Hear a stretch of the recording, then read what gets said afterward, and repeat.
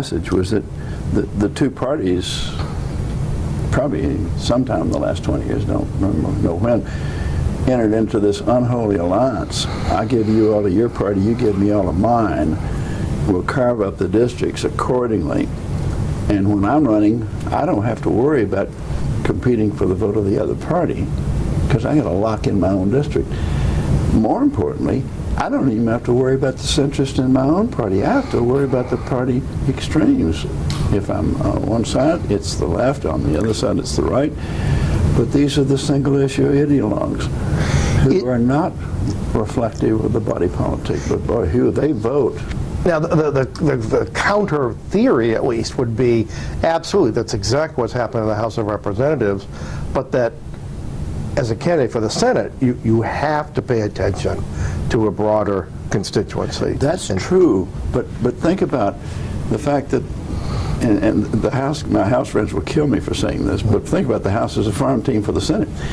If you think about it that way, look how many people run for the House, get elected, establish a reputation. This is what I did. I ran for the Senate for 6 years in Tennessee, got elected to the Senate, and all of a sudden, that attitude that affects people and the composition of their value system and their philosophical approach to campaigning is set in the House, where they had to focus and worry about the people on their ideological extremes.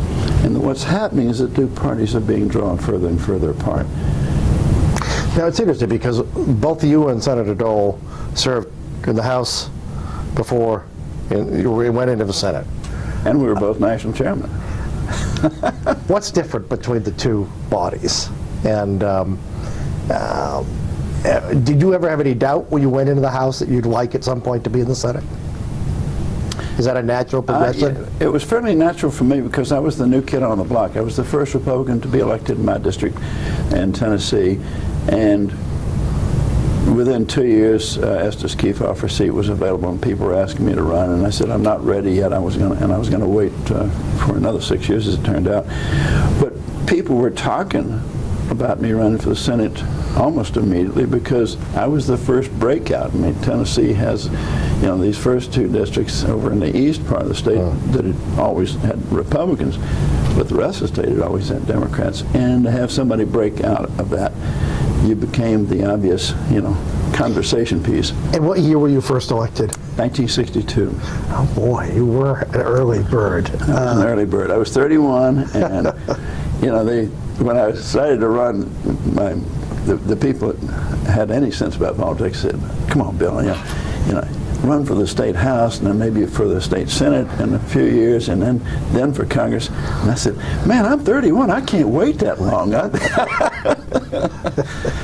Here I am, 76, and that was a different perspective. You went to Washington. John Kennedy was in the White House. Yeah. Did you get to know Bob Dole in the House? Just a little bit, but Bob was moving on and up already by then. I was an active, as was he, I think, player in the Jerry Ford movement. We changed leaders, and it was a fairly vigorous little contest. And the younger guys, me, Rumsfeld, people like that, said we really needed a more active and aggressive leader, and Jerry Ford was our guy. So we did work together in that effort. And maybe that answers my next question: was it mostly a generation? It wasn't an ideological thing as much as a generational. There was no ideology here because Jerry Ford and Charlie Halleck were both centrist Republicans, mainstream Republicans, but it was generational. I mean, our guys, we were chafing at the bit. We wanted to challenge the system. We wanted to go after it and see some different things. We wanted to start addressing the budget deficits, which is my continuing theme. I never stop. Bob Dole doesn't either, by the way. And where were you in the Goldwater campaign? I was at Goldwater because he was the one that was striking a chord with young people, and that was my crowd. I guess when I ran, I had virtually nobody over 30 supporting me. I mean, we were all kids, and we were the ones that didn't know that it was too. You couldn't win. So that was the fun of it. And Goldwater really struck a chord with us, that age group. And he was saying, stand for something. stand for something, care about it enough to put your neck out there. And I love that now. Because you almost got your neck chopped off, or at least a lot of Republicans in '64 did. It was probably the toughest campaign because Goldwater was running 35% in my district, and I'd gotten elected with 51% in '62. And he was talking about selling the TVA? Yeah, you're talking about abolishing Social Security and selling TVA in the heart of my district. But I just loved him. I respected him so much for his integrity. I took my billboards the last October in Tennessee's big billboard state. We didn't have a lot of money, so we did those things. But I took my name off all the billboards and put his on to try to pull him up. Didn't help. We got clobbered. I got reelected, 53%. So it worked okay, but it was hard. And at what point did you decide you wanted to be in the Senate? Probably And why? in '64, working statewide for Goldwater. I was his statewide chairman. I got a taste of working across the state. I got excited about building a new kind of Republican Party. And we really had a split in the Republican Party in those days. We had the old traditional East Tennessee Republicans, and then the rest of us that were sort of Goldwater fervent people that really wanted to address some of the big issues. And we thought stronger security issues and deficit reduction, federal spending, local control, those were important things to us. And I had a chance to run again in '66, but Howard Baker had earned that right because he ran in '64 and lost. And I would not run in '64. I didn't think I was ready. So he won that right, and he was elected in '66. So I had to wait until '70 when my opportunity came up to take on Albert Gore. So you arrived in the Senate. Bob Dole was a relatively junior member of the Senate. Tell me about the relationship that... Bob Dole and I think so much alike that it's just sort of a natural alliance.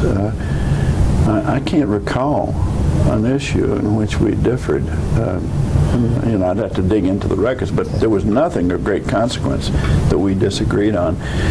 And it was just an easy, comfortable relationship.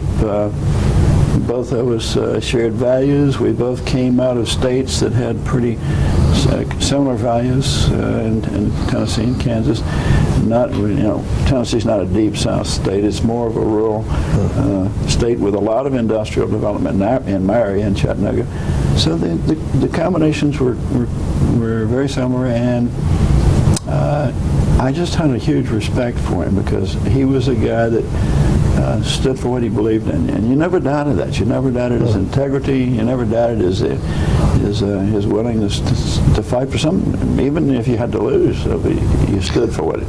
Well, let me ask you something. It intrigues me again. I'm wondering about this whole generational issue, because that's when he was being called the sheriff of the Senate, the Nixon loyalist who was prowling around enforcing. Well, he and I were on the team. I mean, I was one of the core Nixon guys. Yeah. As was he. And you stood with your guys. You stayed on the team. And that raises now, say, Hugh Scott, who was really kind of a different kind of Republican in many ways, partly geographical, partly ideological, but I sense also largely generational. Were there tensions at all within the Republican caucus? Was there a sense that you and the younger Turks were really eager to move the party in one direction, and that there was a sort of resistance? There was a bit of that. I think it wasn't ideological so much as it was fervor, aggressive fervor, getting into the fray, being willing to challenge the status quo. Hugh Scott was a terrific human being, and I grew to love him, as I did people on the Democratic side. I got close to Hubert Humphrey, people with whom I had very little philosophical ties. Pat Moynihan later on, people like that, because I came to trust and respect their integrity. And if they came to a different conclusion, they'd come to it honorably. That's important to me. And is that one of the best things about the Senate? Yes. That you can have those kinds of relationships? Yes, I love that about the Senate. I also think you can do it in the House. It's just you have to work a little bit harder at it. But in the Senate, it never occurred to me to introduce major legislation without a Democratic sponsor. I wouldn't have thought about it, because it just made sense to me. I mean, I'm not trying to solve a Republican problem. I'm addressing a national issue. And I think that's the way we thought. But where the younger guys were in those days in the Senate, we wanted to get more active, more aggressive. We wanted to establish a presence in the country. And we were all getting caught up in the overriding issues, not dissimilar from today. These poor guys that are trying to handle Iraq. We were trying to deal with the overriding issue at that time in the early 70s of Vietnam. And we said, you know, there are other things that are going on in this country that aren't being addressed. And we need to talk about those and get more active. Nixon was a good president in that sense, that he kept bringing up new things that we ought to be talking about.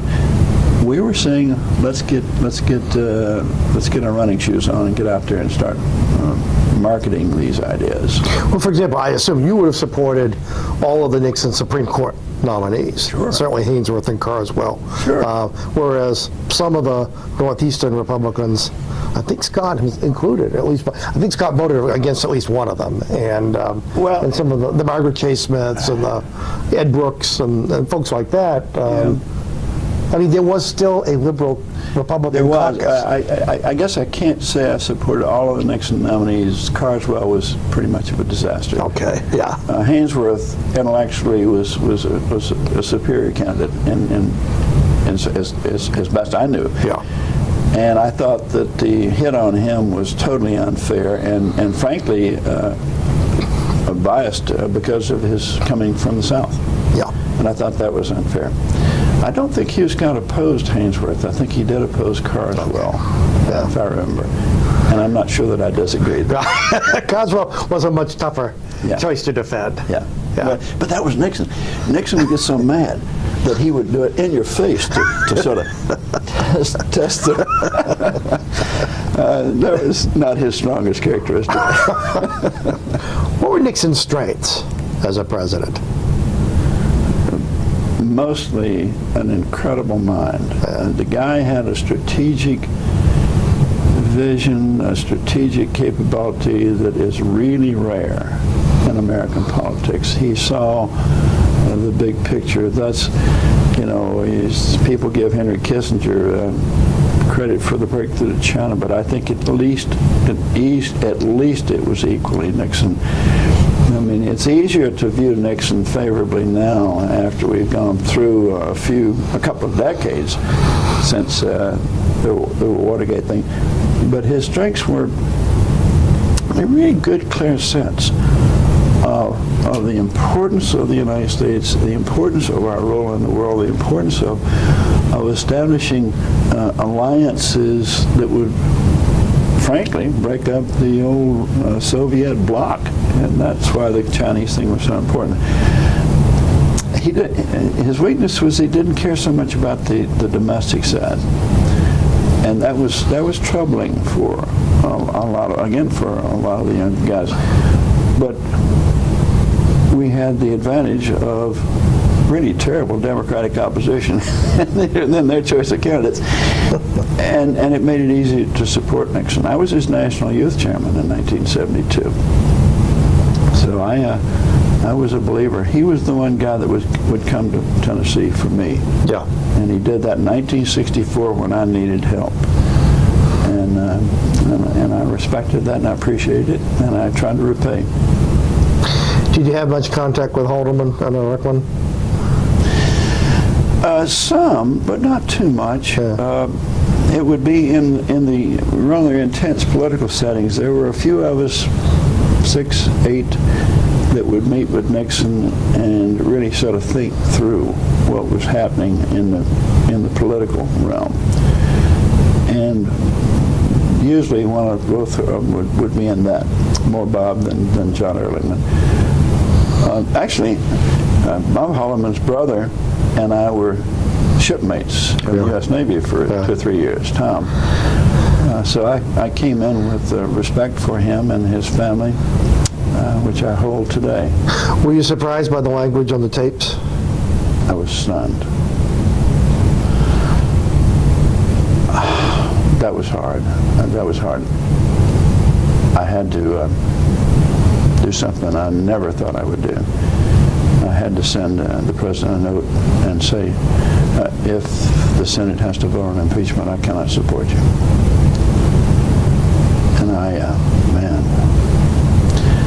and I had been with him until the tapes came out. I could not believe that he would have countenanced anything as stupid as a ridiculous break-in, much less the destruction of the tape. Well, frankly, I couldn't believe he'd be taping. Yeah. And then that he would countenance the things that he did after that, which would just so I thought they were sort of out of character, but maybe not. But boy, those were hard days. Well, and of course, that's when Bob Dole was National Party chairman. Yeah. Pretty unattractive job. I mean, he'd wanted the job, obviously, but... Well, Bob and I have an incredibly poor sense of timing. You may not remember, but at the same time that Bob wanted to be the national chairman, here I was as a freshman Democrat running for and getting elected as chairman of the Senate Campaign Committee. So I was leading up to 74. Chairman of the Senate Campaign Committee for 1973-74 for the debacle. I don't know how Bob Dole and I got this defective gene. Did you ever compare notes or cry into your beer? Or? Well, sure. But we were both out there trying to salvage what we could in a horrible situation. We just got clobbered.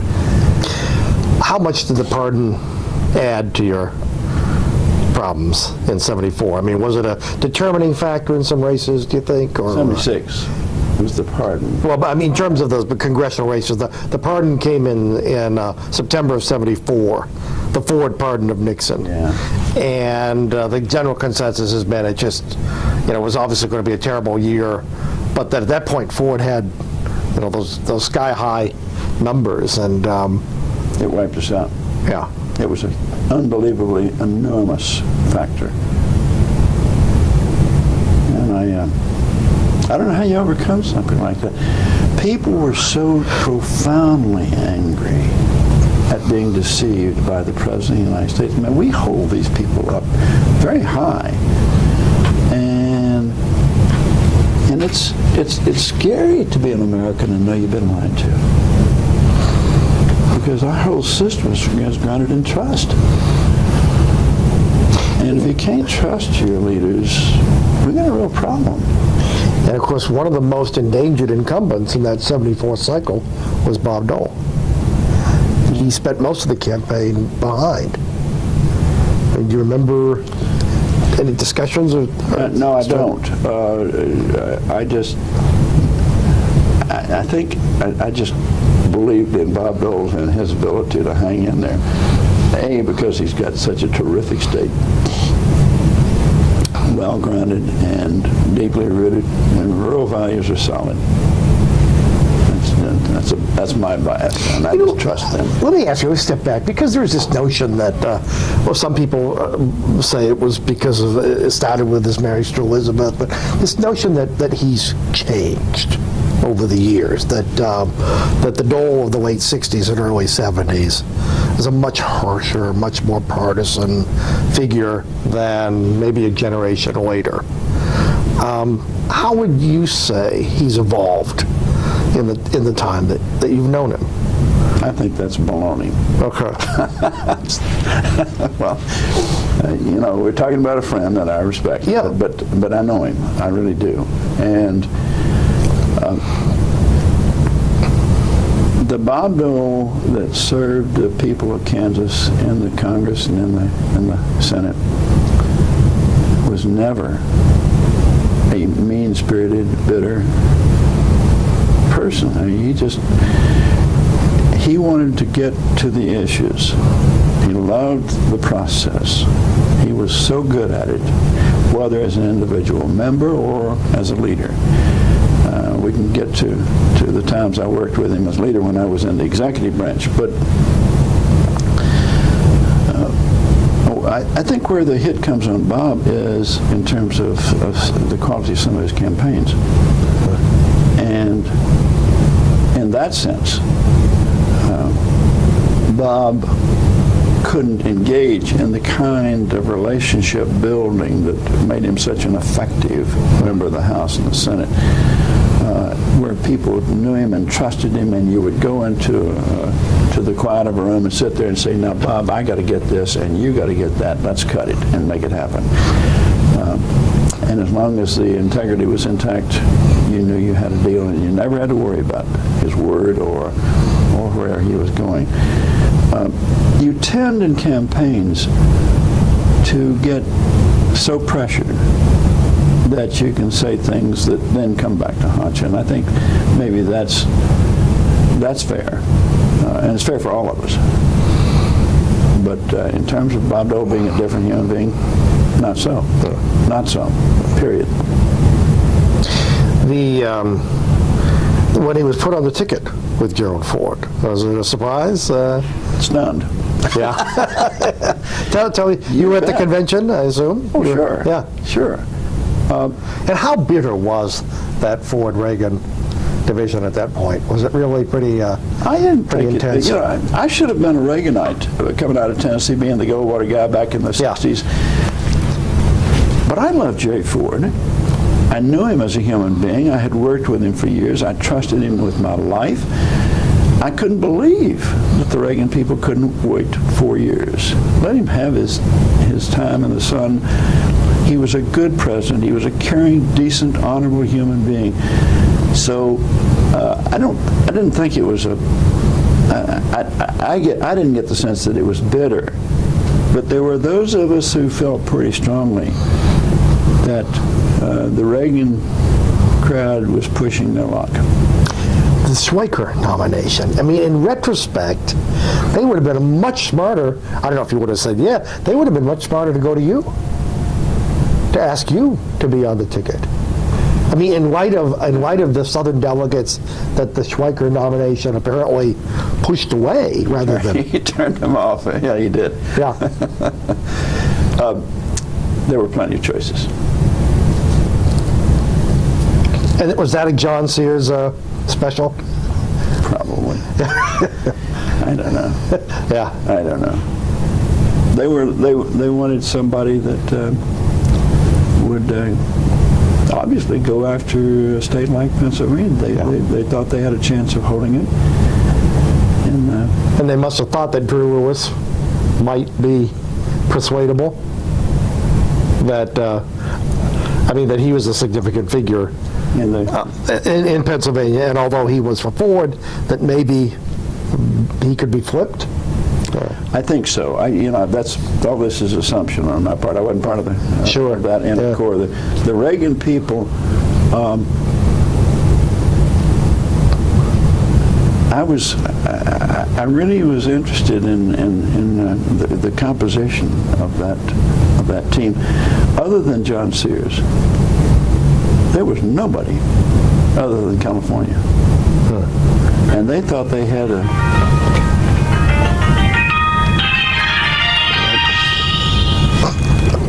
Get the scissors out. Yeah. Sorry. Your point about no one other than John Sears, the entire Reagan team was California. Absolutely. And again in 80. Pretty much, other than Charlie Black, one or two others. Yeah.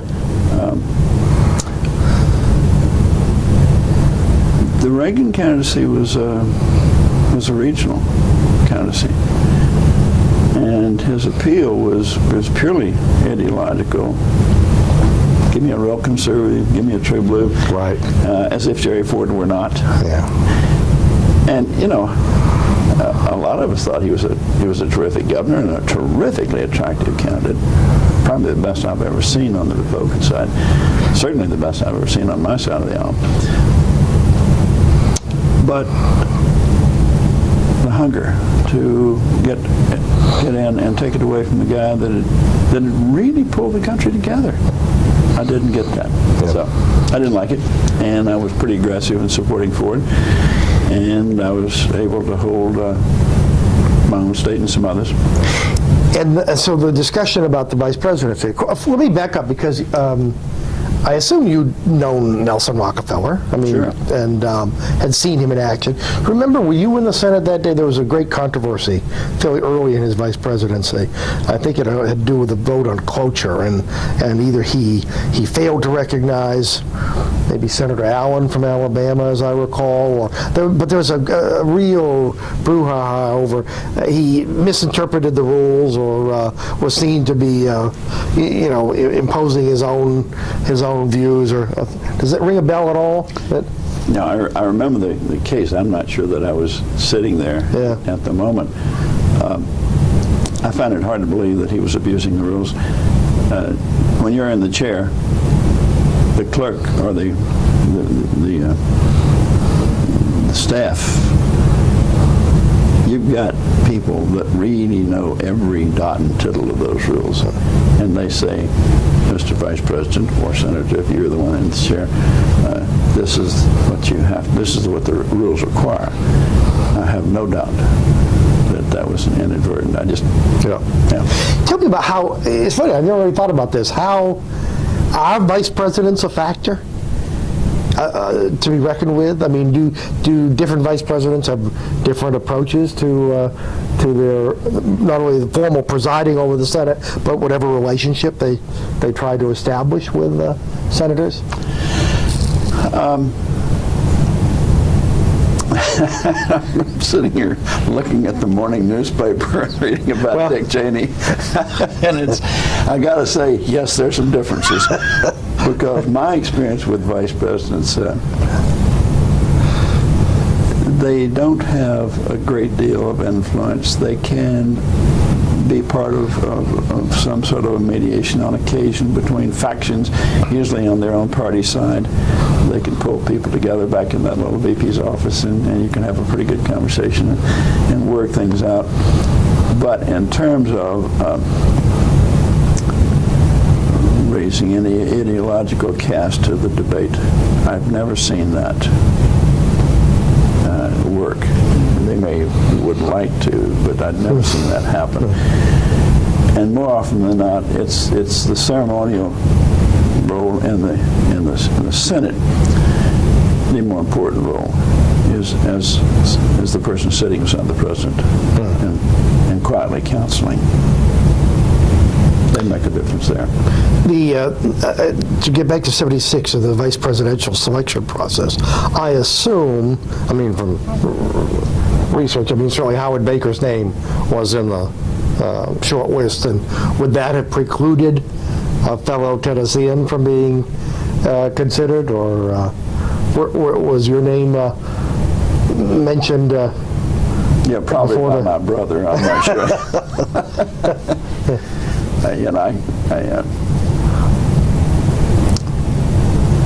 You have little inklings of those things, but you don't take it very seriously. You were surprised when you heard that Dole had been selected. Yeah, not a bad choice. It was just a surprise, because the norm is to go for a big state person or something that somebody has great regional consequence, and we were fairly comfortable that we were going to carry that part of the country. So, but Bob was a very natural choice. He certainly epitomized the center of the party, and maybe that was not a bad thing to do right at that point. Do you think Senator Baker would have liked to have been on the ticket? Sure. Did Dole get, do you think, unfairly criticized for the subsequent defeat? Yes, that was totally unfair. Look, we were going to have an uphill battle under the best of circumstances. It was a very hard slog. And I don't know what could have changed it. The pardon was such a kiss of death. But the public reaction, I mean, after the election, as you know, I lost, and I ran for national chairman because I needed work. And we were somewhere between 18 and 30% in any poll you wanted to run in terms of the Republican Party standing with the American people. I don't care who is your presidential candidate. That is a big load to carry. I used to, and this is true, early in the 77 period, we were so far down that there were a few people who said maybe we ought to just change the name of the party so that people wouldn't remember who we were. Mary Louise Smith was my predecessor. She followed Bob. And she was a phenomenal lady with great common sense. And she gave me my line that I used for the next 4 years and even subsequently. She said, Bill, tell them that we don't have to change the name of the party, we have to live up to it. That became my mantra for 4 years as national chairman. We have to live up to what the Republican Party is supposed to mean in terms of its integrity and its belief in. Wasn't she wonderful, Mary Louise? Oh my gosh, I just loved her. I got to know her well in Iowa. Oh dear, what an incredible, good, gifted, decent human being. Yeah. But that's what you really miss. And yet even then, was the target for an awful lot of vitriol directed at her. Absolutely. Yeah, but you know, I guess it goes with the territory. You look back in the 1800s, the vitriol was much more mean-spirited than even today. And today was worse than it was then, I think. Today it's anonymous. A lot of it. It can be anonymous. That's true. And that's worse. Now, when you became chairman, again, that's something that Dole had been previously under difficult circumstances. Did you compare notes at all? Did he? I'm sure we did. I don't recall a particular occasion, but both of us were facing really serious challenges. I had an advantage that he did not have. He had to carry a White House that was desperately in trouble. I had a White House that was an opportunity area because Jimmy Carter had come in and things were tumbling downhill. Inflation was going through the roof, interest rates were going through the roof, top marginal taxes were 70%. People forget these things. And we were mismanaged by the majority that had took total control of everything. And the Democrats had all of it, and they made a mess of it. So that made it a lot easier for me. And you get along well with the Reagan folks as you approached 1980? I mean, No, I was in fairly constant hassle with the Reagan folks. Naturally, they wanted me to lean to Reagan. And I thought they were, Californians, you can't say this, but I thought they were smoking something strange. I wasn't going to do that. I thought he was a terrific candidate, but I thought he had terrific opponents. And I was not in the least interested in leaning. They wanted me to have a convention in Dallas, and I said, if we go to Dallas, it'll be 108, and the women will still come in with their hair all puffed out and wearing diamonds and furs. That's not the image we want to have for the Republican Party. I wanted to go to Detroit because I wanted to have a blue-collar working party image for our comeback. And they were furious about that. They wanted me to fund a bipartisan assault on the Panama Canal. My friend Howard Baker was carrying the Panama Canal Treaty in the Senate, and I wasn't going to do that. And 2 or 3 things. So when when Reagan got elected, there were a whole lot of folks ready for me to get out of there. They even asked me to step down as chairman at the convention, and I said no. And they said, we'll have to beat you. And I said, then count your votes, because if you are shy of beating me, it will be a hit on your candidate for the presidency. So be very sure that you can beat me, and if you can't beat me, you better support me. And 3 or 4 weeks later, the governor asked me to come out to California and talk about coordinating campaigns. Really? So, yeah. Do you distinguish at all between the relationship, the personal relationship you had with Reagan, as opposed to those around him? Sure. Yeah. Sure. And frankly, within a couple of years after we won the White House back, and I'd been in the cabinet with him, those relationships got to be much better. I don't think I'll ever forget a conversation I had with maybe the most meaningful conversation I've had in politics. Len Nofsinger came up to me after a cabinet session. We'd had a pretty strong debate on a particular course of action. And he asked me to stick around after the cabinet. And he said, I owe you an apology. And I said, what are you talking about? And he said, you know, I opposed you taking this job. I wanted you out as chairman. Even before that, he said, nobody in this cabinet has been a better, stronger friend and supporter of Ronald Reagan than you have. And he said, I want you to know that I feel that way, and I was wrong, and I want you to know I appreciate what you've done. But wasn't that typical of Lintel? I mean, what a it was typical. stand-up What a guy. Yeah. Decent. This guy was spare. He was special. Yeah. He was a real special. His integrity was just always on his sleeve, never questioned. But you never forget those things. And you know, my minor contretemps with the staff were just that. Yeah. And after the election, it was, you know. You said something tantalizing. You talk about the hard sort of intellectual debate that had taken place in the cabinet. Can you refute the sort of the popular notion that Reagan was a uninvolved bystander to his own cabinet meetings? The Democrats have to believe that, because they can't believe that the American people really wanted somebody that conservative in office. So they've convinced themselves that he was a sort of a really good-looking, very articulate, very decent, and he was all of those things, of course, person without a great deal of depth. I cannot tell you the number of conversations we had in the cabinet where we would be going back and forth, and you know, when people couldn't agree on issues, it always popped to the cabinet level. That was his rule. He created these cabinet councils where we were supposed to work it out. If we couldn't reach an agreement among those who were affected by the policy change, it came to the cabinet.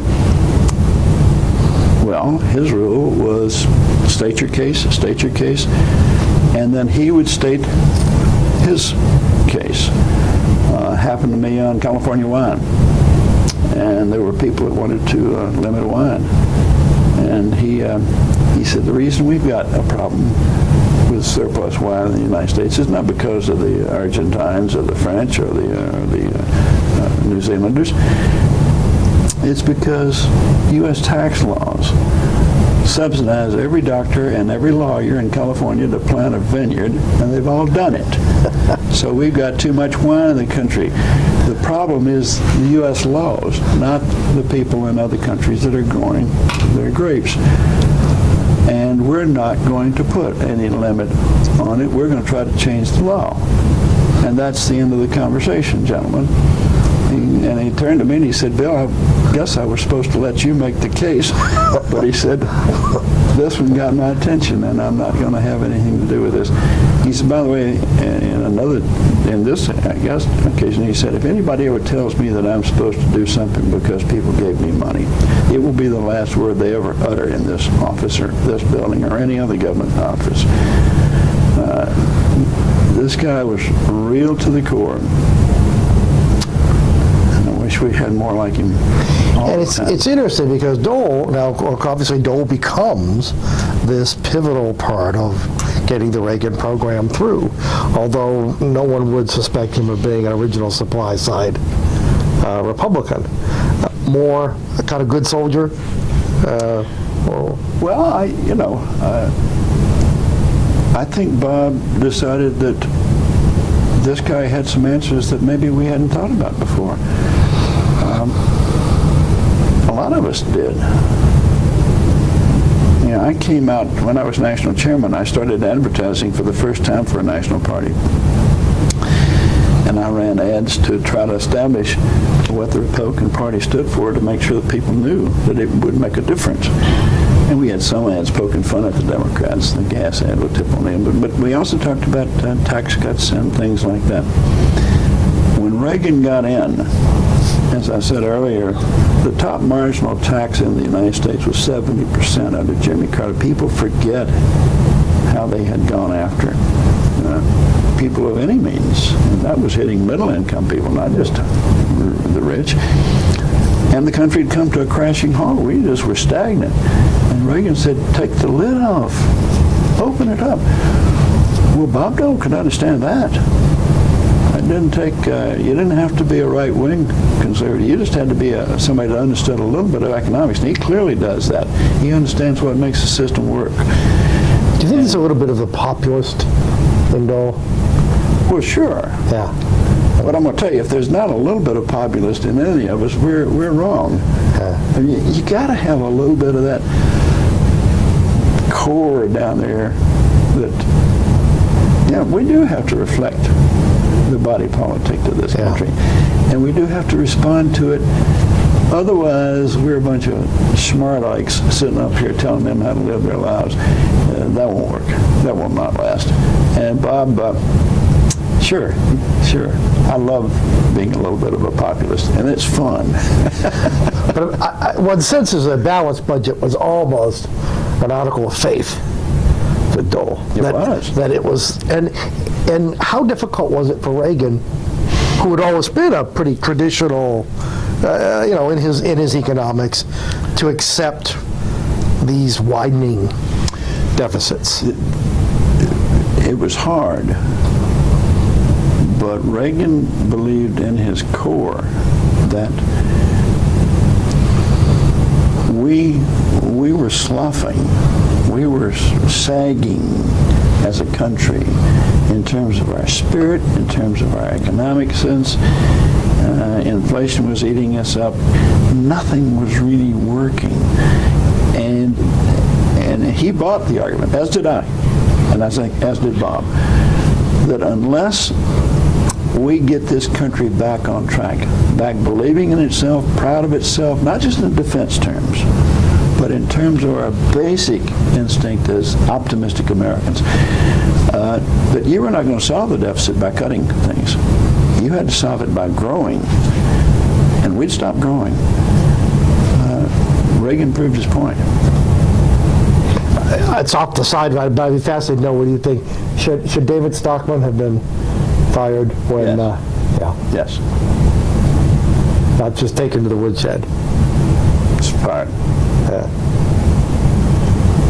Was Reagan disinclined to fire people? Or? He hated it. Reagan, he loved everybody. I mean, this guy was really such a sweet, loving, caring human being. He really did. He was warm. Stories about him and Tip O'Neill, those are real stories. They absolutely happened. Get the Reagan diaries.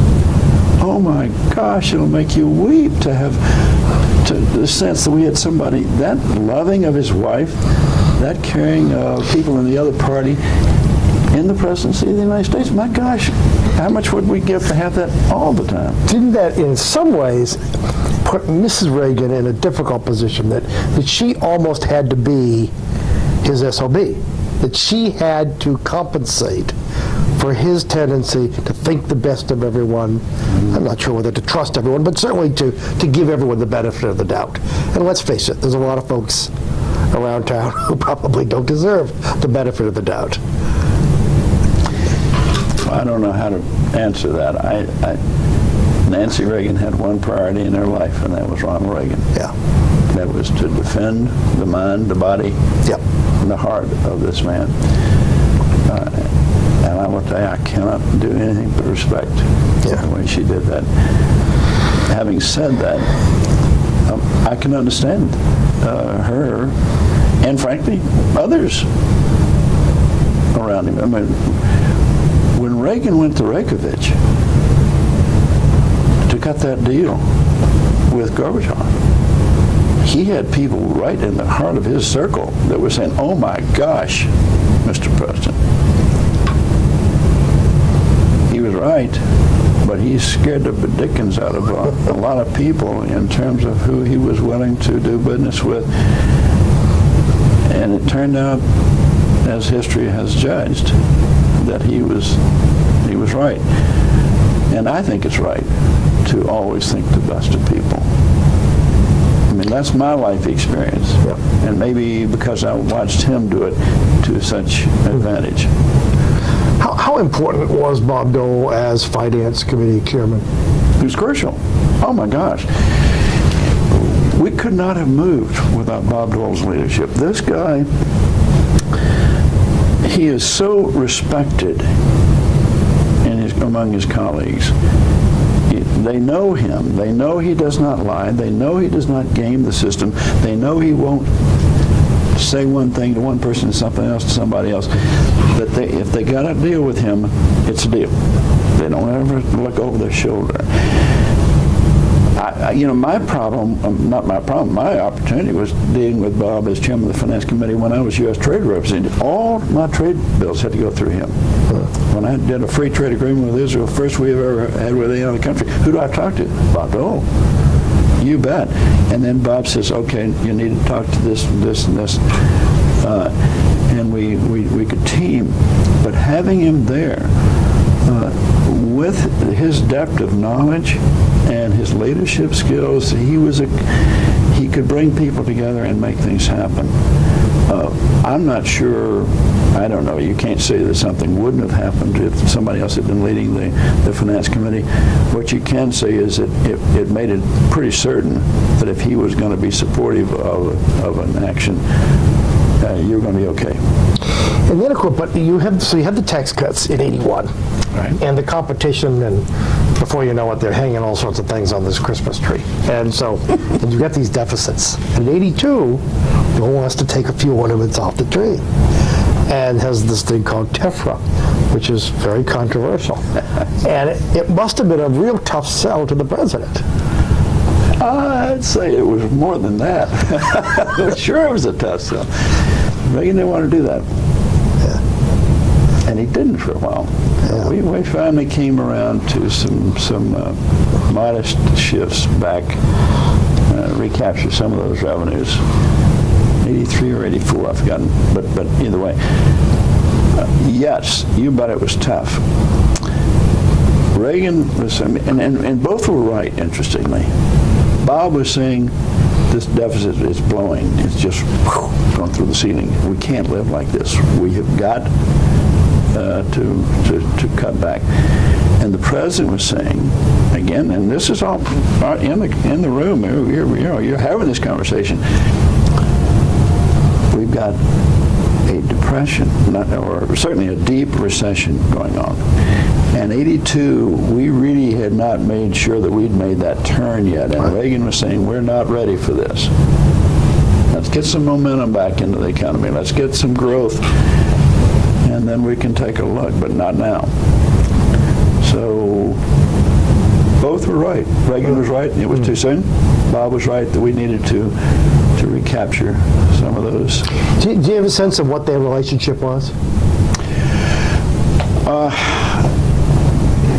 When I was in the room, it was just totally respectful. I mean, they really seemed to be absolutely comfortable with each other, and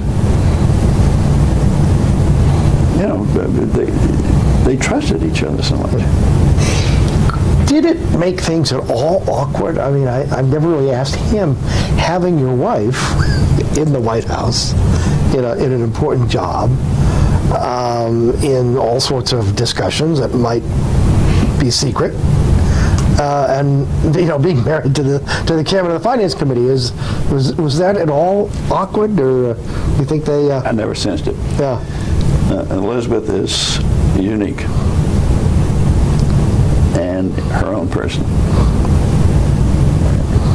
I don't think you have to worry about anything being awkward. She wouldn't have been involved in anything that she shouldn't have been involved in.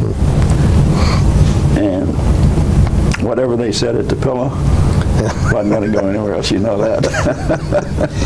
You talked about the your job as trade representative, and were there issues that you were working on as Secretary of Labor where you and the senator had a lot of interaction? Yeah, I needed, for example, we really had a pension system that was getting awry, and I needed to rewrite those laws, and it was a pretty contentious issue. I had to work in the Senate, particularly. Bob was right there. I mean, again, going to somebody that understands how the process works. I mean, it's just life-changing. People, when you're looking at it from outside, it's easy to say, well, it's sort of chaotic and everything, but inside, it's not chaotic. There's a system there. There's a process. There are relationships that you have to use and build upon. And I just think we were really lucky that Bob is, of all things, a true parliamentarian. He really understands the Senate. He respects the institution. He knows how it works. He knows how to make it work. He trusts it. He trusts his colleagues, and they trust him. All of that make it possible to get where you want to go. Why do you think it's so difficult to communicate that to the public? There's such a ignorance about both houses, but certainly the Senate.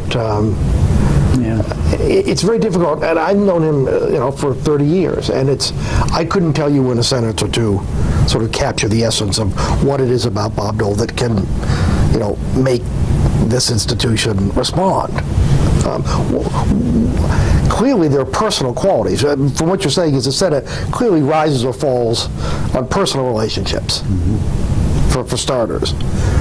What else is needed in a role as majority or minority leader to make the place work? Yeah. I don't know how many times I've used this word, but I will never overuse it because it is the single most important word of all, and that's trust. You can't have a relationship with your wife or your husband without trust being the undergirding element of that relationship. And once you establish that you can trust somebody, then almost all things work. The thing about Bob is that you never, ever, ever saw him do anything to violate that trust. If he was going to take a position different from you, he didn't blindside you. He told you. That's the way those of us that believe in the institution got excited about working there. You knew that you had to work across party lines, you had to work across ideological lines. You had to be willing to listen to somebody and understand that their life experiences, maybe their education, had led them to a different conclusion, and respect that.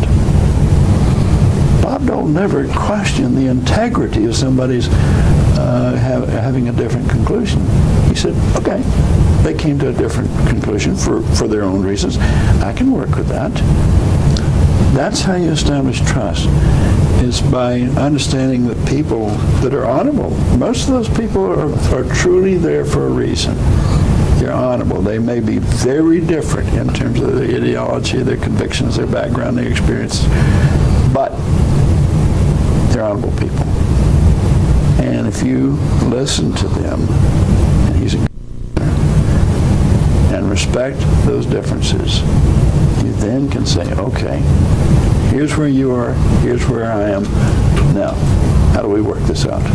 There's almost a sixth sense that comes into play, isn't there? Yeah. There is a sixth sense, and it's a sense that is, I think, grounded in, and again, this is the thing you're saying, it's hard to explain, but it is grounded in the institution. You work there for a while, and even from outside, when I was working from the executive branch, you get a sense that that process, that there's a little bit of bubbling going on in the pot all the time, and you got to pay attention. You got to listen to the vibes. You got to feel the vibes, and you know when you can move and when you can't. That's it comes from really loving the place. Which suggests what a wrench it must have been for him to walk away from the place, even for a shot at the presidency. Yeah, it was. You hate that. Now, of course, there's the '88 campaign, and what's the background to that in terms of your being involved in what is Dole's second campaign for the presidency? Yeah.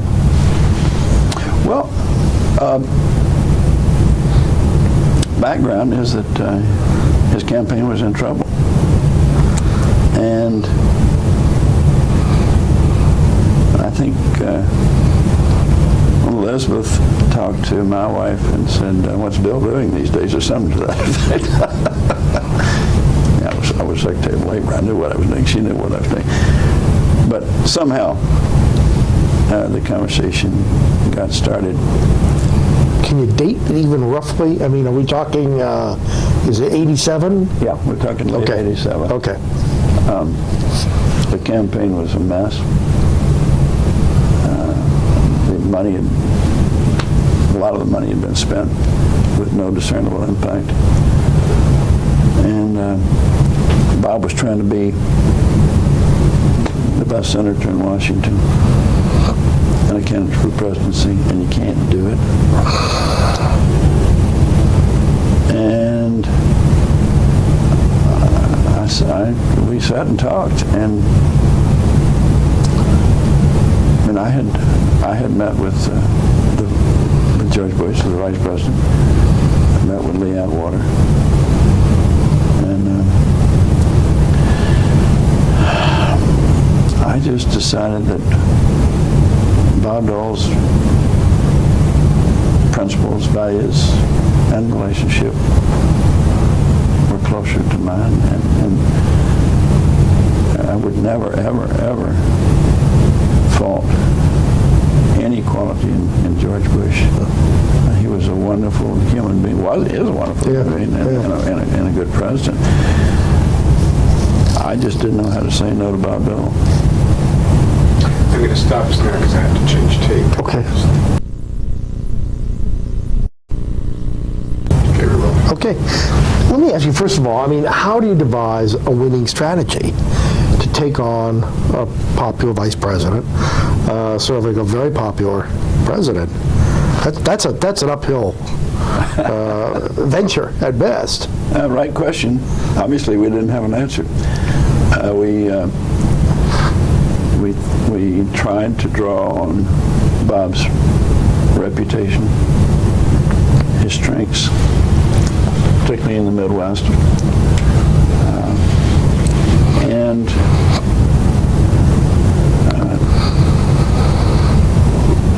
we thought that if we could get Bob out and let people see him, listen to him, that they would sense that strength of character that defines him, that they would come to trust him as I did and as we did, and that we had a shot. So in some ways, I wasn't part of the decision for him to run. To be truthful, I'm not sure that I would have supported that decision.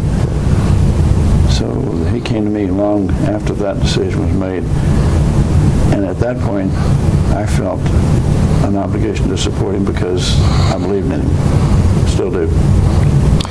in some ways the calendar favored you because, of course, Iowa leading off. On the other hand, isn't it true that the victory in Iowa was at least somewhat... It wasn't going to mean so much. Because of Pat Robertson. I mean, well, first of all, yeah, because it was next door, but also the media, the story was Pat Robertson beating the vice president, wasn't it? Yeah, yeah. It took the total wind out of our sails. Pat Robertson, oh my goodness, forgive me for. I will control my tongue, but that's it. Were you surprised by his showing? Yeah, truthfully, I didn't. I thought he was going to run strong. I didn't think he would run that strong. And I guess that just shows that you can't let your personal feelings govern your judgment. Because I just could not believe that he would run well in that state much, or anywhere else for that matter. Right, obviously there's a core there. But to beat George Bush, my goodness, Vice President with Ronald Reagan. In a state that he had won. Yes. 8 years earlier. And for us to challenge George Bush was good enough. Yeah. You know, so. Then there comes a very eventful week. And I mean, from Iowa to New Hampshire, there's a real roller coaster in terms of the perception, the momentum. The pollster apparently telling Dole that basically you've got this. At least the legend is that that Worthman told Dole at some point during that week that you're going to win. You're going to be. That looked good. And then it just went south. Mm-hmm. Can you reconstruct that week at all in terms of first of all the immediate impact of Iowa, and then of course the Sununu camp was obviously a significant factor in New Hampshire as well. Well, all of those things are there. I guess the story coming out of Iowa was Pat Robertson, which obviously distracted so much of what we were trying to do. The optimism about New Hampshire was, we thought, well grounded, and I didn't in any wise underestimate John Sununu's capability. His leadership in the state was obvious, and his organization was very good. We thought that the turnout would solve that problem. And You got some endorsements that week. I think Al Haig endorsed you. I think Gene Kirkpatrick endorsed you. Yeah, Al Haig's endorsement didn't mean much, but we thought Gene Kirkpatrick did. I mean, I'm not denigrating Al Haig. It's just I didn't think he had the consequence up there that she did, and with the conservative community. And we were trying to draw from that, of course. It was just a very bad day in Black Rock. The tax issue. Remember, he wouldn't sign the no taxes pledge. That's why I was for him. He simply would not do that sort of thing. He was right. George Bush shouldn't have signed it. He was wrong. Yeah, but he was president. And then remember, they got the ad, the Senator Strato ad onto the air. I mean, the Sununu people went to the New Hampshire stations, and could you have responded? I mean, was there time to respond? Was there any bit of complacency at all arising out of these, reports that? I don't know. Maybe that may be 20/20 hindsight. I really don't know. Whatever we did was not enough. My own experience in 50 years in politics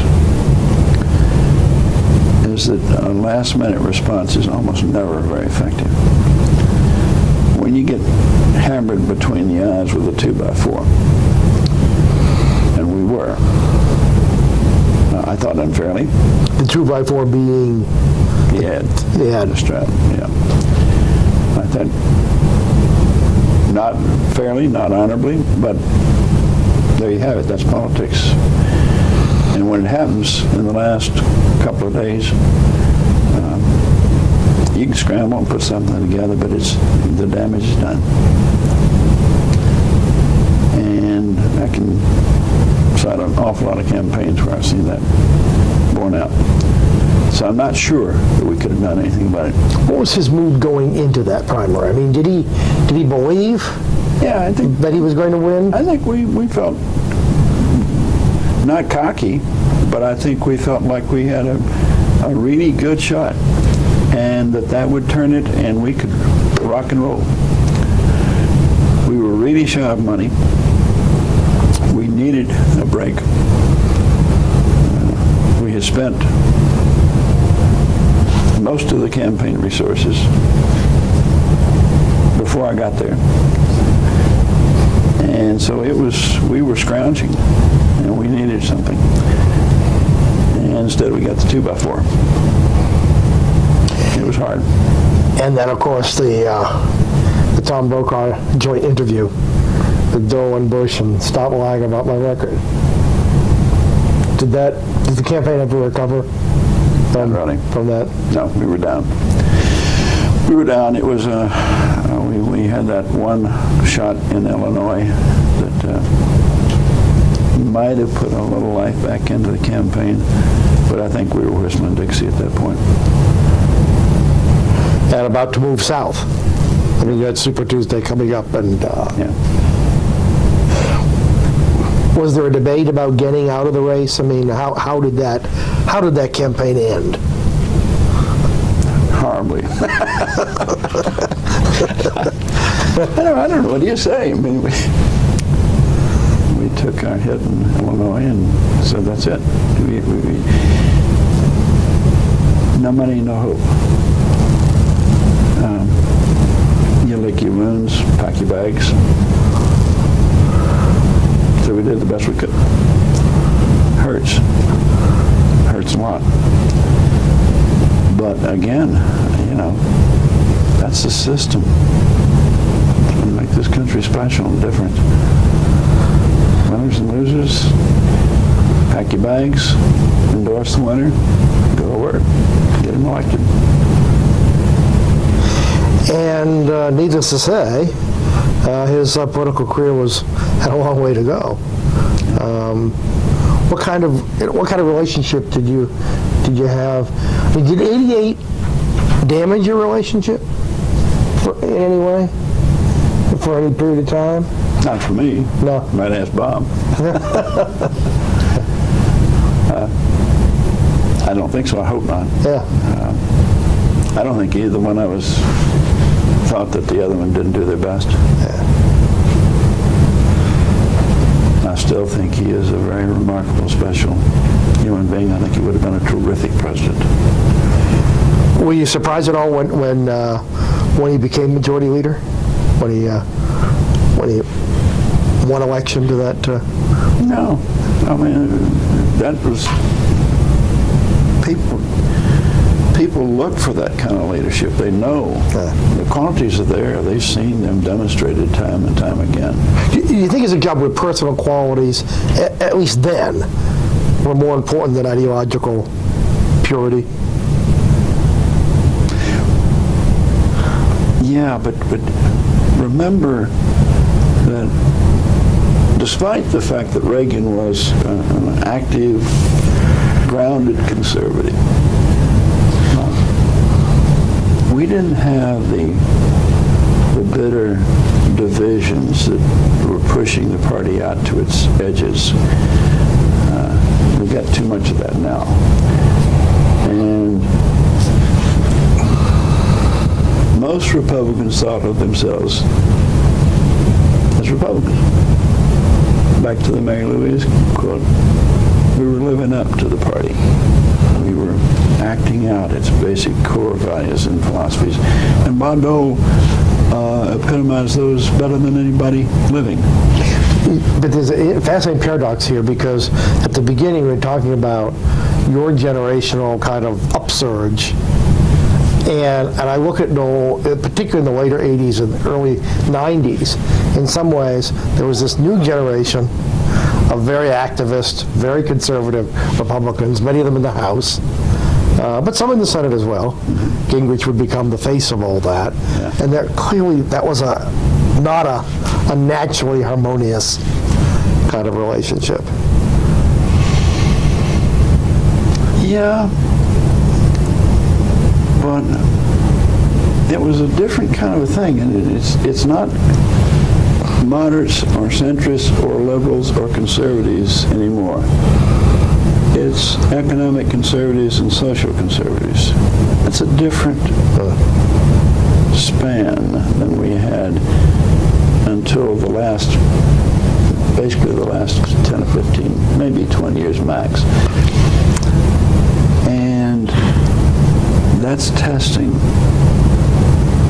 the party's value set. Don't know where we're going to come down yet. And there's one more group, which is sort of vaguely numbered, but I mean the whole libertarian element, which is clearly light years removed from the social conservatives. Well, that's right. But I mean, isn't that the price you pay for being a majority? If you were in this country, with its extraordinary diversity, Yeah. I mean, if you look at the Roosevelt coalition, it was crazy quilt. It made no sense what was there. And in some ways, the very success of Ronald Reagan in making conservatism a majority viewpoint also ensured that there were many rooms in the conservative mansion, and that at some point there would be strains and stresses within that majority coalition. the way you put that's important. Many rooms in the mansion. When I was national chairman, we didn't have the luxury of worrying about divisions. Whether we were 30% or 28 or 34, we had to recompose a majority. And I was starting programs for blacks and Hispanics and labor union members and blue-collar workers and ethnics and women, and particularly women and young people. And I kept getting this smart aleck comment from someone on the committee. Brock, what are you smoking? You got to hunt ducks where the ducks are. There aren't any ducks out in that field. And I'd say, well, now if you can show me mathematically how I can compose a party with a majority, and that party is composed of white, Anglo-Saxon, middle-income, Buick-driving, Northeast living males, then I'll listen to you. But if you can't show me how to get the math, then I got to talk about broadening this party and getting that tent big enough so people feel comfortable in it. To me, a political party is the place where we connect the individual to their government. It's the access point. And if we're not bringing people in with a diverse range of views, we're not creating a party that has the capacity to develop ideas, because ideas don't come out of one ideology. They come out of the conflict, the conversation. And what we're not having today is enough of that conversation. The Democrats have got the same problem, by the way. Both parties are struggling for their identity at the moment. And that's bothersome, because we ought to be a little more clear about what our core values are. Now, I'm more on the libertarian economic conservative side. But for gosh sakes, I couldn't possibly compose a majority out of libertarians in America, or economic conservatives, or social conservatives. I can compose a party that's got a bit of all three, but that means there has to be some give and take. Sure. And I have to give on some and then get on some, and everybody else has to bring something to the table. We're not doing that right now. And that's what people are worried about. And it scares them, because they don't know who to trust, they don't know who to listen to. If there's somebody out there that is more eloquent on this subject than Obama, I'd like to know who it is. And here's somebody on the other side that's talking about inclusion and values. Let me ask you two last questions. One is, and maybe it's not fair, and you don't have to answer it, but I remember sitting next to you at a dinner a couple of years ago in Washington, and I was talking about my Rockefeller book, and had come to the conclusion that, contrary to what everyone thought, everyone believed, that in fact he was very torn about wanting to be president of the United States. And Rockefeller? yeah, and you thought that at some level Dole entertained similar, not maybe identical, but there was it wasn't just ambition to be president. That it was more complicated than that. How would you describe that? Because there is a school of thought that says, for example, in '96, that for Bob Dole, of course he would have liked to win.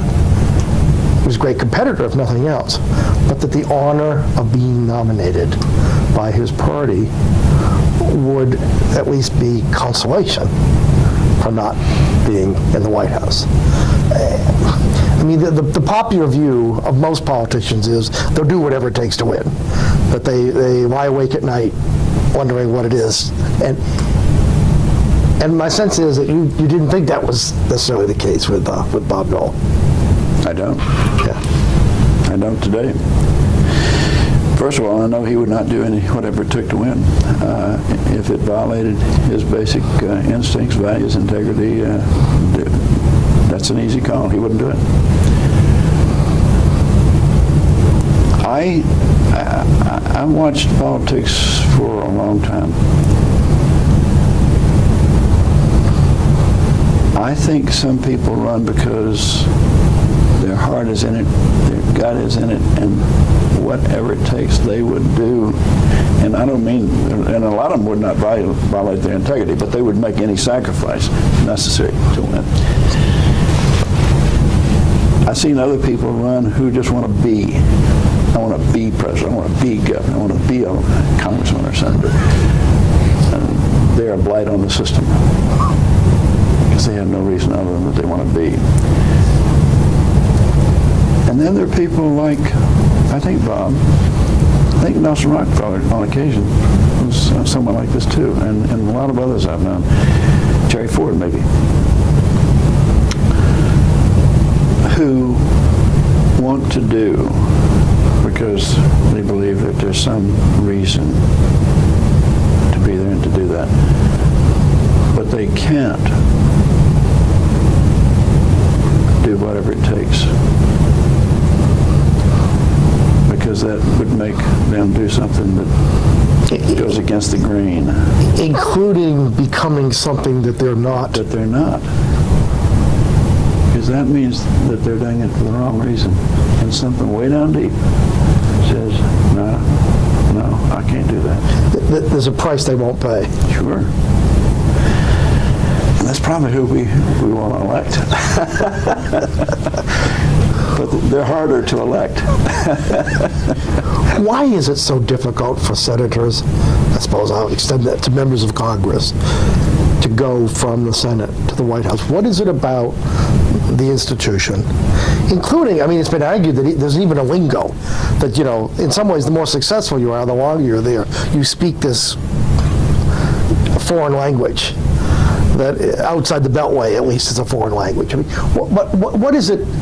It's been suggested that the art of persuasion on the Hill is very different from sitting in front of a camera and arguing to 200 million people. What do you think of the qualities that paradoxically may make you successful in one job and almost disqualify you? At least the way it's come to be seen. There are a number of things. When you're in the Senate, you really do sit and reason together. You may do it in committee, you may do it in your private office, you may do it over a beer. But you talk to a human being and say,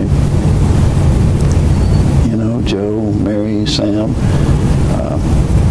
we're not addressing this problem.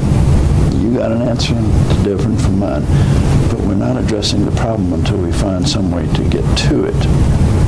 And what do we need to do to make that happen? Can you imagine somebody saying that on television? what happens in American politics today is if you can't make your point in 12 seconds, maybe 15, you're not going to get on the evening news. If you don't make the evening news, you're not important enough for people to pay attention to you. So a lot of things are driven by that process. One, you oversimplify. You have to, by definition, speak in sound bites. It is an insult to the American people that we treat them as if we could give them a solution to health care or education or the defense of America in 12 to 15 seconds. They know better. But that's the way they're getting their messages. We have 10 people on a stage debating the Republican nomination or the Democratic nomination, and they have no time to have a serious conversation. It is an exercise in irrationality, and it is inexcusable. And it is a threat to the survival of free people, and it is just wrong. I get off my high horse here, but what happens is in the Senate, and to a degree in the House, to a large degree in the House, is that we don't do that. We don't speak in sound bites because nobody's going to talk to you if you speak in sound bites. You sit there and you say, Pat Moynihan, I got a problem, and I know you care about it. What do you think we can do to get from here to there and solve the problem? And that conversation began with me loving Pat Moynihan as a human being, as somebody I can trust with my heart and soul, and saying, I know you care about this country. I know you care about this issue. Let's find an answer. And you deal with that. You can't do that in a presidential campaign. I wish we could, but you can't. And even the presidential debates one-on-one in the fall are pretty much soundbite stuff. Is it fair to say, maybe here's an oversimplification, but one way of defining the difference between governing, in effect, or legislating, and running for president in the modern media age is, on the Hill, success is judged by identifying differences and narrowing them. Yeah. Whereas running for president, you're rewarded for exploiting differences. Sure. Look at what we do to our candidates. Both parties. Both are complicit, and both are exercises in immorality, unethical behavior, and the way we talk about each other. We draw inferences that lead to you to conclude that you're questioning their basic morality for taking a position, rather than the fact that their life experiences led them to a different conclusion. Wow, that's wrong. That's dangerous. And we do it, and we do it every single day, and we're doing way and way too much of it. And it's breaking down the process of government. Even the Senate is harder to govern today than it was when I was there. The House more so. Somebody has got to kickstart a movement back to human relationships. And frankly, I would give a lot to have any presidential candidate saying, I'm tired of this. Let me talk to you about how I'd like to sit with the other side. How do you get the Republican nomination when you say I'd like to sit with the Democrats and find an answer? I mean, that's just irrational. But I'd love to hear it. Oh my gosh, would I love to hear two people running from each party saying, if I get the nomination and get elected, I am going to get down to the Senate, and I'm going to sit with Ted Kennedy, and I'm going to sit with the Bob Doles or the whoever. Do you think that's the kind of president Dole would have been? Yeah, because Bob Dole knows how to work within that kind of a conversational setting. I mean, he's a problem solver. The country's got issues. We have people that are hurting. And part of that is something the government can do something about. Not all of it, but some of it. Okay. let's see what we can do to work an answer to that. How do you do it? How do you think he should be remembered?